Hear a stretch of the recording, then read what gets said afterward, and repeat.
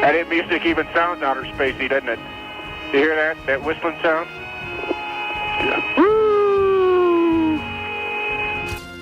Cuando el Apolo 11 aterrizó en la Luna, el mundo celebró otro logro de la humanidad. Parecía que estábamos en camino de conquistar el espacio. Pero, solo unos meses antes, 3 astronautas en el Apolo 10 se acercaron a la Luna en una misión de reconocimiento, solo para escuchar extraños ruidos y música en el espacio profundo. Y no fue la única vez que esto sucedería. Según informes, los detalles del vuelo fueron inmediatamente clasificados por la NASA, y solo recientemente se liberaron las grabaciones al público. ¿Cuál era la misión del Apolo 10? ¿Cuál era el origen de la música en el espacio? ¿Y por qué la NASA clasificó los detalles de la misión? Acompáñenos en este video mientras investigamos cómo las grabaciones recientemente publicadas del Apolo 10 revelan la existencia de extraterrestres.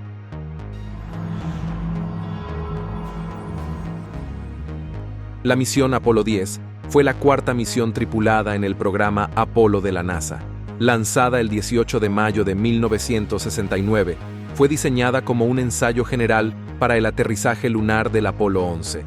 Pero nadie se dio cuenta de que crecería para convertirse en una leyenda casi más grande que el propio alunizaje.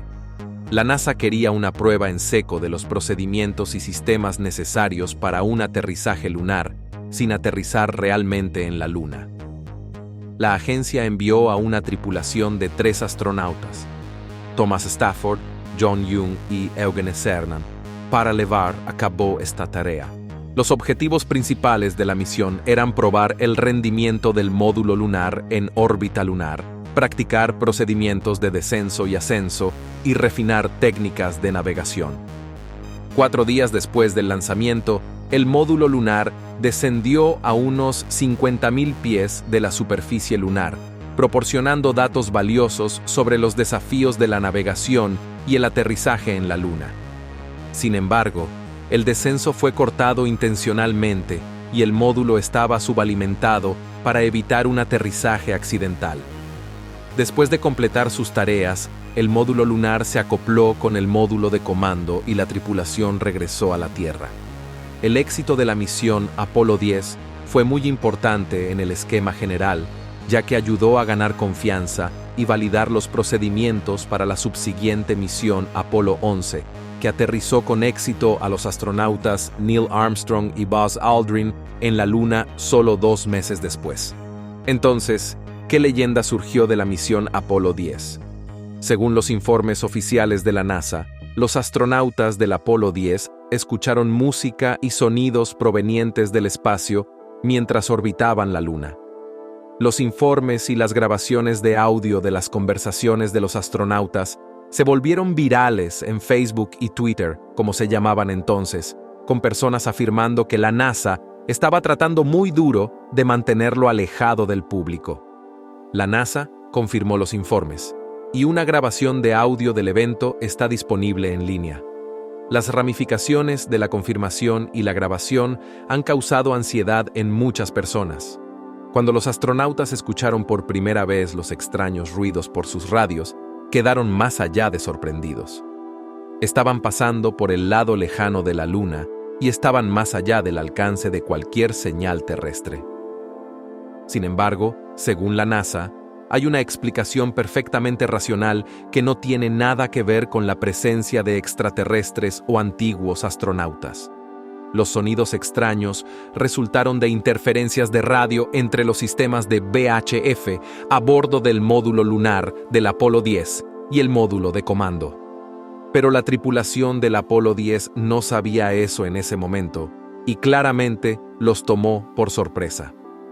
Según la transcripción oficial de la misión de la NASA, el piloto del módulo, Eugene Cernan, fue escuchado comentando sobre la música y llamándola espacial. La describió como un sonido de silbido. Este comentario ha llevado a muchos a afirmar que la música tenía origen extraterrestre. Para agregar a la leyenda, un episodio de la serie Archivos Inexplicados de la NASA, del Science Channel, narra la conversación e incluye el audio de la misión. El Huffington Post También informó que las transcripciones de la misión Apolo 10 estaban clasificadas y sin tocar en los archivos de la NASA hasta 2008, generando un debate continuo sobre la naturaleza y el origen de los extraños sonidos escuchados por los astronautas. Sin embargo, la Oficina de Historia de la NASA negó la afirmación al decir que el audio de la misión nunca fue clasificado y que una transcripción completa se publicó en 1973. Las cintas se convirtieron a formato digital y se publicaron en línea en 2012. En su libro Carrying the Fire, publicado en 1974, el piloto del módulo de comando del Apolo 11, Michael Collins, buscó proporcionar una explicación detallada para los extraños sonidos. Mientras orbitaba la Luna y esperaba a que Neil Armstrong y Buzz Aldrin lo alcanzaran después de despegar de la superficie lunar, Collins escribió: "Ahora hay un ruido extraño en mi auricular, un sonido espeluznante de woo-woo". Según Collins, si no hubiera sido advertido por los astronautas del Apolo 10, se habría asustado hasta los huesos. Él dijo: "La tripulación del Apolo 10 de Stafford lo había escuchado por primera vez durante su encuentro de práctica alrededor de la Luna. Solos en el lado posterior, estaban más que sorprendidos de escuchar un ruido que John Young en el módulo de comando y Stafford en el módulo lunar negaron haber hecho. Según los técnicos de radio en tierra, el ruido fue causado por la interferencia entre las radios VHF del módulo lunar y del módulo de comando. Sin embargo, esta afirmación ha sido recibida con desprecio, burla y críticas de algunas secciones del público, debido a la creencia de que el ruido y la música eran signos de la presencia de alienígenas en la Luna. El supuesto estatus clasificado del incidente y su transcripción durante casi 4 décadas ha llevado a muchos a creer que la NASA estaba al tanto de la presencia de extraterrestres en la misión. Y el hecho de que el incidente ocurrió cuando los astronautas estaban en el lado lejano de la Luna ha fortalecido esa creencia. La lógica es simple. Si los ruidos y la música fueron causados por interferencias de radio, ¿por qué los archivos fueron clasificados y solo se hicieron públicos 40 años después? Otra pregunta importante es esta: ¿por qué no ha habido una misión al lado lejano de la Luna desde entonces? ¿Entró la tripulación en contacto con ciertos seres que los asustaron a ellos y a la NASA? El lado lejano ha ganado notoriedad en la comunidad OVNI por ser el lugar de reproducción natural de los extraterrestres. El hecho de que esté en total oscuridad la mayor parte del año y esté en su mayoría alejado de la Tierra ha alimentado tales creencias. Cuando miras la Luna cada mes, lo que ves es su cara iluminada por el Sol en diversos grados a lo largo de su órbita alrededor de nosotros. Gracias a su dinámica orbital, solo llegamos a ver ese único hemisferio desde la Tierra. El otro hemisferio, conocido como el lado lejano, está constantemente oculto para nosotros. Este fenómeno se conoce como libración. La libración es un término utilizado para describir la posición desequilibrada de la Luna, causada por los cambios observados mientras se mueve alrededor de la Tierra en su órbita.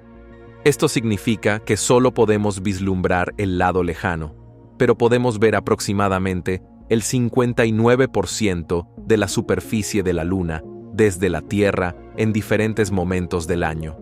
Hasta que las primeras misiones espaciales a la Luna orbitaron nuestro satélite natural, el lado lejano de la Luna se consideraba un misterio. Muchas personas piensan que el lado lejano de la Luna está en total oscuridad debido a su inclinación lejos del Sol, pero experimenta ciclos de día y noche al igual que el lado cercano. Cuando vemos parte de la Luna iluminada por el Sol, dándole una forma de media luna o creciente en el cielo, la parte de la Luna en el lado lejano también está siendo iluminada al mismo tiempo. Cuando la Luna es nueva, el lado lejano está en plena luz del día. Cuando la Luna está llena, es de noche en el lado lejano. Solo vemos una cara debido a un fenómeno conocido como bloqueo de marea. El bloqueo de marea es el fenómeno por el cual un cuerpo tiene el mismo período de rotación que su período orbital alrededor de otro cuerpo celeste. la Luna rota sobre su eje aproximadamente una vez cada 27 días, que es la misma cantidad de tiempo que tarda en orbitar la Tierra. Está rotando a una velocidad que significa que siempre vemos la misma cara, más o menos, mientras se mueve alrededor de la Tierra. Esto significa que la Luna está bloqueada de forma mareal a la Tierra porque rota al mismo tiempo que tarda en orbitar la Tierra. El bloqueo de marea es una consecuencia natural de las deformaciones gravitacionales inducidas por un cuerpo en otro. Si ambos cuerpos son de tamaño comparable y están cerca uno del otro, pueden quedar bloqueados de marea entre sí, como es el caso en el sistema Plutón-Caronte. Como tal, las fuerzas de marea de la Tierra han frenado la rotación de la Luna hasta el punto en que siempre muestra la misma cara a la Tierra. La otra cara, la mayor parte de la cual nunca es visible desde la Tierra, se llama, por lo tanto, el lado lejano de la Luna. La primera vez que los científicos pudieron ver el lado lejano fue en diciembre de 1968. Esto fue después de la declaración del presidente Kennedy de que Estados Unidos colocaría a un hombre en la Luna y lo devolvería a salvo a la Tierra antes del final de la década de 1960. En 1968, la NASA envió a 3 personas, Frank Borman, Jim Lovell y Bill Anders, en la misión Apolo 8. Se convirtieron en los primeros humanos en la historia en escapar de la órbita baja de la Tierra y ver el esquivo lado lejano. Cuando la nave espacial Apolo 8 voló alrededor del lado lejano de la Luna, la señal a la Tierra se cortó durante unos 10 minutos. Esta pérdida de señal fue extremadamente desafiante para la tripulación de vuelo y el control de la misión. Apolo 1 estaba solo y verdaderamente desconectado de la Tierra, aventurándose donde ningún humano había ido antes. Cuando los astronautas regresaron del lado lejano, muchos en el equipo de vuelo en el control de la misión en Houston respiraron un suspiro colectivo de alivio. Pero, ¿el problema? Nadie pudo decir exactamente por qué ocurrió la interrupción en la comunicación. Avanzando rápidamente hacia Apolo 10, tenemos documentación de la NASA explicando eventos extraños que ocurrieron durante la misión. Estos eventos se presentaron en forma de sonidos muy extraños, como se mencionó anteriormente. Los astronautas lo describieron como similar a los sonidos producidos por un instrumento electrónico llamado Theremin, que se usaba a menudo en películas de ciencia ficción inquietantes de las décadas de 1950 y 1960, así como en la canción de los Beach Boys, Good Vibrations. La NASA afirma que el lado lejano era una zona prohibida debido a disturbios e interferencias de radio, pero muchas personas han dudado de eso, especialmente dada la experiencia de Ingo Swann con la CIA. Para 1975, Ingo Swann se había convertido en una figura establecida en la comunidad de visión remota. En caso de que no lo sepas, la visión remota es una habilidad psíquica para ver y observar ubicaciones de forma remota, como si estuvieras allí físicamente. El gobierno de Estados Unidos reclutó a Swann para visualizar de forma remota Júpiter, un par de años antes de que la NASA enviara una nave espacial al planeta. El éxito de ese proyecto finalmente llevó a la CIA a reclutarlo para visualizar de forma remota la Luna. En su segunda sesión con la CIA, a Swann se le dieron múltiples ubicaciones lunares para visualizar. En varias de estas ubicaciones no había mucho que ver excepto paisajes lunares. Según Swann, otras ubicaciones resultaron confusas, ya que estaba dibujando múltiples bosquejos de cosas que no podía entender. Afirmó haber encontrado torres, maquinaria, luces de diferentes colores y edificios de apariencia extraña. También encontró puentes cuya función no podía entender. Uno de ellos simplemente se arqueaba y nunca aterrizaba en ningún lugar.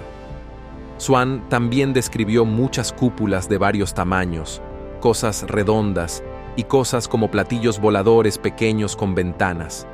Estos estaban almacenados junto a los lados de los cráteres, a veces en cuevas, a veces en lo que parecían hangares de aeródromos.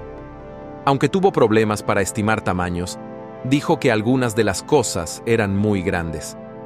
En otros lugares, encontró cosas parecidas a tubos largos, maquinaria o cosas parecidas a tractores subiendo y bajando colinas, carreteras rectas que se extendían por algunas millas y obeliscos que no tenían una función aparente. También había grandes plataformas en cúpulas, estructuras grandes en forma de cruz. Además, se estaban excavando agujeros en las paredes y suelos de los cráteres en alguna operación de minería o movimiento de tierras. También vio redes sobre cráteres y casas donde alguien vivía, pero no pudo ver quién, excepto en un caso. En ese caso único, Swan vio a una especie de personas ocupadas en algo que no pudo entender. El lugar estaba oscuro. El aire estaba lleno de polvo fino, y la única iluminación era una especie de neblina o niebla verde lima oscura. Lo que Swan describió a continuación es algo que encontró profundamente perturbador. Mientras observaba la actividad humanoide, afirmó que se dieron cuenta de su penetración psíquica. Se volvieron y lo miraron como si pudieran sentir algún tipo de perturbación dimensional teniendo lugar. Mientras observaba, algunas de esas personas comenzaron a hablar emocionadas y gesticular. 2 de ellas señalaron en su dirección. Inmediatamente sintió ganas de correr y esconderse, lo cual, según supuso, hizo psíquicamente, ya que perdió de vista esa imagen en particular. Recordó informar lo que había visto a Axelrod, el agente de la CIA que lo reclutó. Se preguntó cómo podrían haber hecho eso si no tenían algún tipo de percepción psíquica elevada también. En respuesta, Axelrod le pidió que abandonara el lugar rápidamente.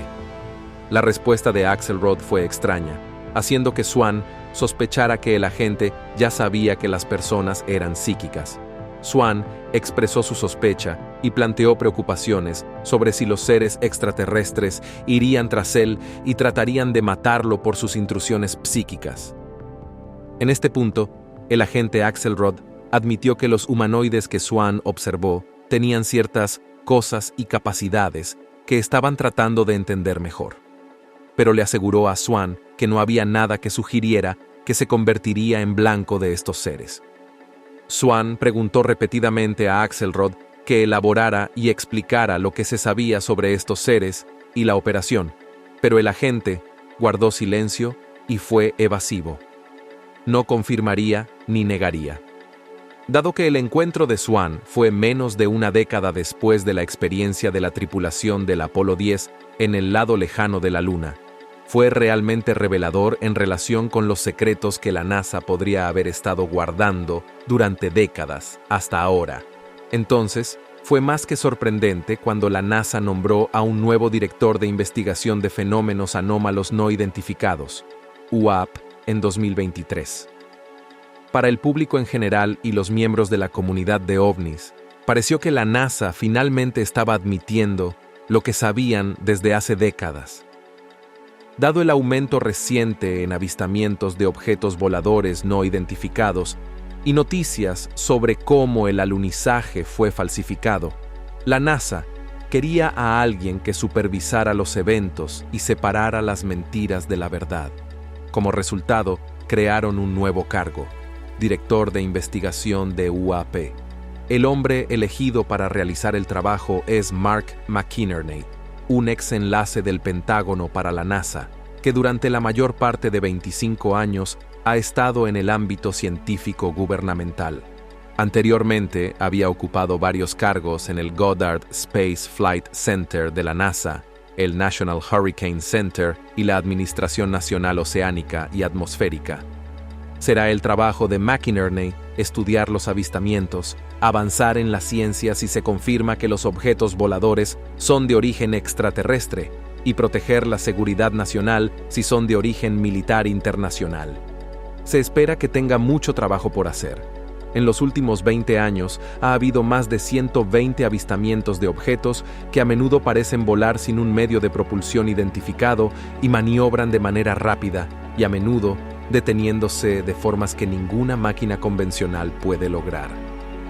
Si bien los avistamientos civiles podrían haberse considerado poco confiables, Muchos de estos avistamientos han sido informados por testigos que la mayoría de la gente considera confiables, como pilotos militares de los Estados Unidos. Sus informes han agregado una inmensa credibilidad a la comunidad de ovnis. El interés oficial en los UAP se remonta mucho tiempo atrás. En 2007, el Congreso estableció el Grupo de Trabajo del Programa de Identificación de Amenazas Aeroespaciales Avanzadas para investigar los fenómenos. El grupo alcanzó solo algunas conclusiones y fue desbandado en 2012 debido a la falta de fondos. Pero los informes de avistamientos no dejaron de llegar, y en junio de 2020, como parte de un extenso proyecto de ley de alivio del COVID-19, el entonces presidente Donald Trump instó al director de Inteligencia Nacional y al secretario de Defensa a que sus equipos colaboraran en un estudio propio. Su informe llegó justo antes de un año después, y nuevamente los hallazgos no fueron satisfactorios, al menos para las personas que buscaban vida inteligente fuera del planeta. No hubo evidencia de que los objetos voladores en los avistamientos informados fueran de origen extraterrestre, pero tampoco pruebas de que no lo fueran. La idea de que fueran objetos amistosos, vehículos militares estadounidenses clasificados en una prueba beta, se descartó, aunque si en realidad estuvieran clasificados, es poco probable que los jefes de inteligencia y defensa revelaran la verdad. El análisis concluyó que era posible que los vehículos fueran rusos o chinos, ya que ambos países se sabe que están experimentando con tecnología hipersónica, pero eso fue poco más que una suposición. Los objetos no identificados siguieron siendo precisamente eso, no identificados. Así que le tocó a la NASA tratar de identificarlos. En octubre de 2022, la Agencia Espacial anunció de manera independiente que estaba estableciendo su propio equipo de estudio de UAP. Encomendó al grupo no descubrir qué son los objetos voladores, sino más bien establecer algún tipo de programa de investigación e informes para el futuro. 3 meses después, se anunciaron los nombres de los 16 miembros del equipo, incluido el astronauta retirado Scott Kelly, quien en 2015 y 2016 pasó casi un año a bordo de la Estación Espacial Internacional. Otros miembros son Ana María Berea, una afiliada de investigación del Instituto de Búsqueda de Inteligencia Extraterrestre, SETI, en Mountain View, California, y David Greenspoon, un científico principal en el Instituto de Ciencias Planetarias en Tucson, Arizona. Si bien a la NASA le resultaría difícil decir, «Hey, siempre hemos sabido sobre los extraterrestres, al menos durante las últimas 6 décadas», los documentos publicados y las acciones emprendidas en el pasado muestran claramente que hay algo inusual allá afuera, en el espacio y entre nosotros.